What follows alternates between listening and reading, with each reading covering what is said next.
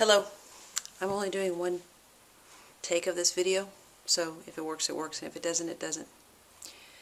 This is called God Says Amen. So, I talked to God today for about an hour. I talk to God every day, but it was a really long conversation. It was one of the best conversations we've ever had in our lives.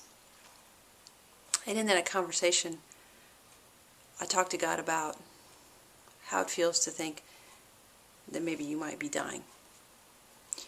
And the selfish parts of me want to know if I'm going to die or not, because that seems like a pretty relevant question.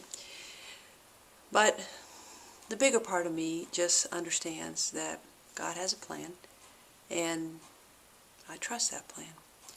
And if anything, this whole illness adventure, health adventure, has taught me that I trust and love God more than I ever knew that I trusted and loved God. Which I know I love God a lot, amazing amount, and I know I trust God a lot, an amazing amount. So I was really amazed to find that all of my poems over the last weeks have been basically an ongoing love letter to God about my life. Because I would have thought that it would have had more anger or sadness or frustration or confusion or a lot of other things. But I just don't. Now, to be clear, I really don't want to die. I have a lot of reasons to live, and pretty much if you're watching this video, you're one of the reasons that I want to live. I love Terry amazingly. And Terry, I know you love me. I've always known you love me. And I've always known that. So, know that. To my wonderful children, you are wonderful children, and I know you're going to grow up and be amazing. And to my family, you know, you've always been there for me through everything. And that kind of love that I have with each of you has really allowed me to see the kind of love that God has for us all. To my friends, the same way. How could I even know God's love if I didn't experience the love of you every day? And that's really what this whole thing is about, is because when I talk to God, I say to God, you know, it's always great to hear your voice. I like to talk to you. And I say, you know, when I die someday, it'll be nice to see your face. And God says to me, you've seen my face 1,000 times. You've seen me in every one of the people that you see every day. You've seen my face in you, in all of you people.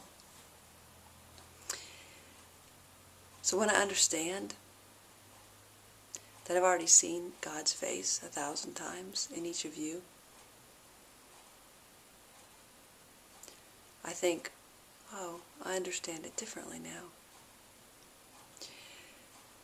And I talk to God about how much I love all of God's people.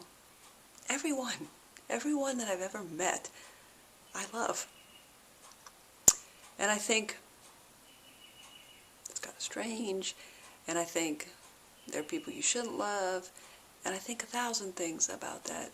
But those are just random. Those are not true things. Those are not things that are of me. Those are not things that are of God. Those are things that of society saying what you should and shouldn't do. The truth is that I love everyone. And when I tell God that, God says, now you have the slightest, smallest, a beginning, an inkling of an understanding of how I feel about you.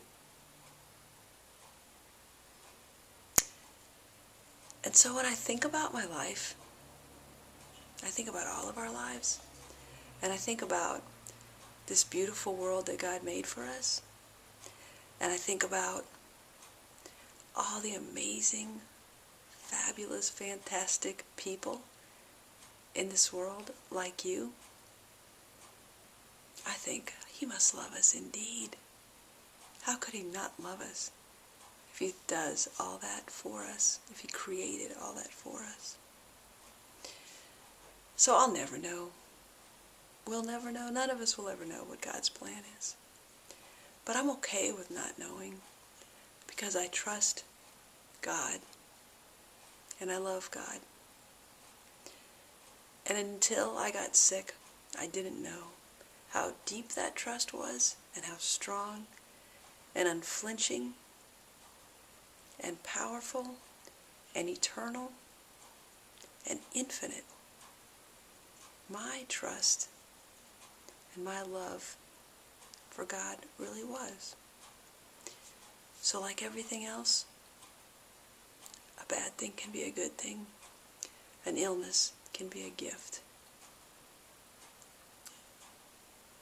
And everything going on with me is a gift. So, know that you are loved by me, and know that you are loved infinitely and immeasurably by God. And that's why God says, Amen.